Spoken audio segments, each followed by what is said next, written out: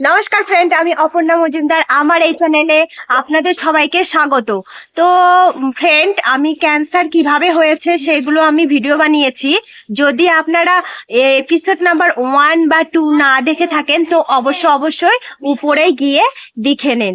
তো আমি আজকে জানাবো যে আমি আগের ভিডিওটাতে বলেছি কি মানে ক্যান্সার হতে পারে, এই কারণে আমাদেরকে কি করেছিল, আমাদের গ্রামের হসপিটাল থেকে বলেছিল যে কলকাতাতে গিয়ে আমাদের ট্রিটমেন্ট মানে কোনো রকমের পরীক্ষা কোনো কিছু যাতে মানে ক্যান্সার হয়েছে এরকম পরীক্ষা যাতে করতে পারি, সেই কারণে আমাদেরকে কলকাতাতে পাঠিয়ে দিয়েছিল। তো আমরা মানে আমার হাজবেন্ড আর আমার বাবা ওনারা খোঁজ খবর করে কলকাতাতে না নিয়ে গিয়ে আমাকে ডাইরেক্ট মানে মুম্বাইয়ে নিয়ে এসেছিল।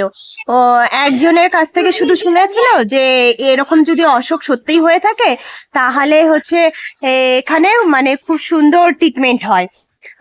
সেই কারণে এখানে আমরা চলে আসছি। তো আমরা কিভাবে এসেছি, আমরা শুধু শুনেছি ট্রিটমেন্ট হয়, কতদিন থাকতে হবে, কতদিন থাকবো, কতদিন ট্রিটমেন্ট চলবে, কি সমাচার বা কি জানা যাবে সেগুলো আমরা কিছুই জানতাম না।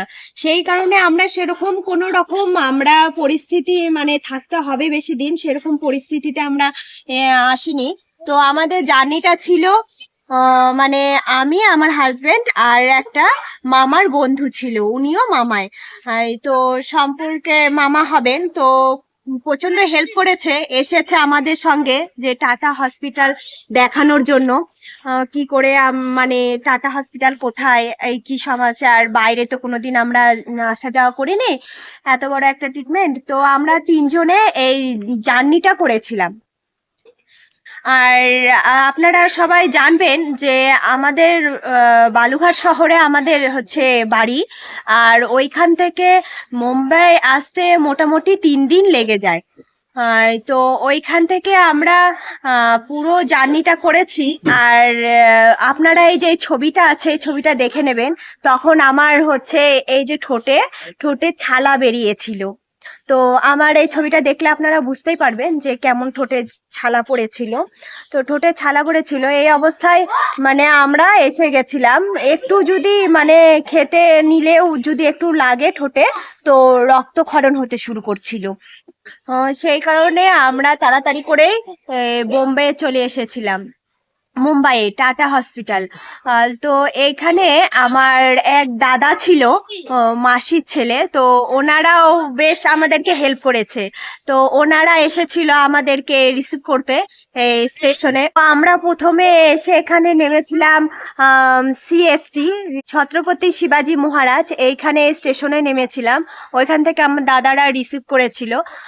ওইখান থেকে মানে ওরাও কেউ জানতো না যে হচ্ছে টাটা হসপিটালে মানে রাস্তাটা কোন দিকে পড়ে বা কি সমাচার। তো আমরা প্রথমে ট্যাক্সি এখানে ধরেছিলাম। তো ট্যাক্সি ধরার পরে আমাদেরকে অন্য একটা রাস্তাতে নিয়ে গেছিল। আমরা বলেছিলাম টাটা হসপিটাল, তো টাটা কোম্পানি যেদিকে ছিল সেই দিকে নিয়ে গেছিল, কারণ আমরা কিছু জানতাম না। আর যখন এসেছিলাম তখন শুধু মুড়ি খাবার মতন 2টা বাটি নিয়ে এসেছিলাম, আমরা তো জানতাম না। আর একটা একটা করে ড্রেস পরে এসেছিলাম আর একটা করে এক্সট্রা নিয়ে এসেছিলাম। তো আমরা সত্যিই জানতাম না এতদিন লাগবে, মানে বেশ 1 বছরের ধাক্কা। তো আমরা জানতাম না। তো আমাদের কি কি কষ্ট হয়েছে সেগুলোই আমি বলছি। আপনাদের যদি মনে হয় আপনারা ক্যান্সারের ট্রিটমেন্ট করবেন, কোথাও যাচ্ছেন, তো অবশ্যই যে কোনো জায়গায় যান, কাছে পিঠে যদি থাকে ট্রিটমেন্ট করা তো অবশ্যই আপনারা সেইভাবে প্রিপারেশন নিয়েই যাবেন।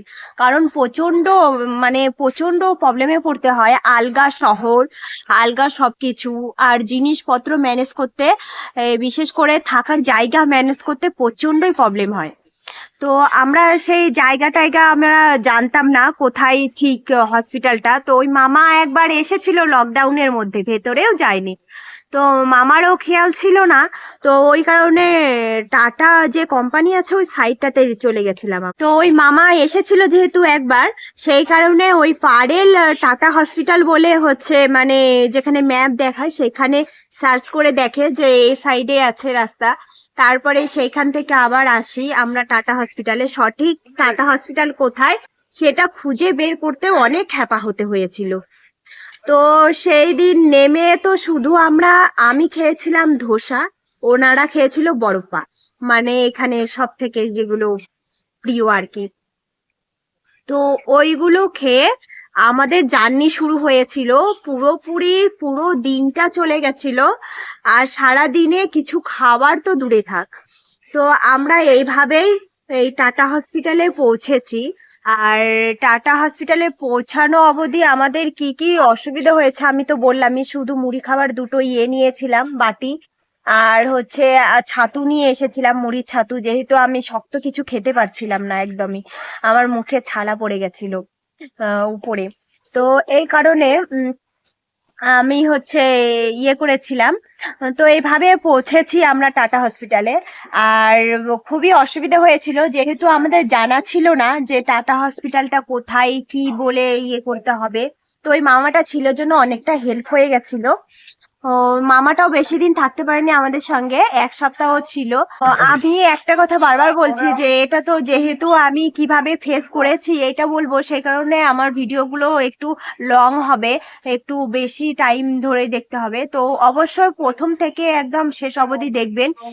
তো আমরা এখানে আসার পরে টাটা হসপিটালে যেখানে মানে কথা বললো দাদার সঙ্গে, আর একটা দাদারই এক বন্ধু এসেছিল, সেও আমাদেরকে অনেক হেল্প করেছে। কারণ প্রথমত আমরা হিন্দি বুঝতে পারি, কিন্তু বলাটা অনেকটা ডিফিকাল্ট হয়, অনেকটা কঠিন মনে হয়। তো সেই দাদাটা খুব ভালো করে হিন্দি বলতে পারতো। তো উনি গিয়ে মানে প্রাইভেট যেখানে, আমি তো আগেই বলেছি হসপিটালে, এই যে দেখতে পাচ্ছেন, এইদিকে দেখো, এই যে দেখতে পাচ্ছেন, এই টাটা হসপিটালের 3টা পার্ট থাকে। আর এটা যেটা আমরা যেখানে ট্রিটমেন্ট করাচ্ছি সেটা হচ্ছে জেনারেল, মানে সেখানে একটু হলেও কম পয়সা লাগে। সেখানে আমরা ফাইল করতে গেছিলাম। তো বন্ধুরা, আমি আগেই বলেছি আমার সেরকম কোনো প্রবলেম ছিল না, যে কারণে আমাকে গ্রামের মানে বালুরঘাট হসপিটাল থেকে এইটা লিখে পাঠায়নি যে আমার ক্যান্সারই হয়েছে, মানে ওরাও সঠিক না। সেটার জন্যই আমাকে বলেছিল যে বাইরে থেকে, মানে কলকাতা থেকে আমাকে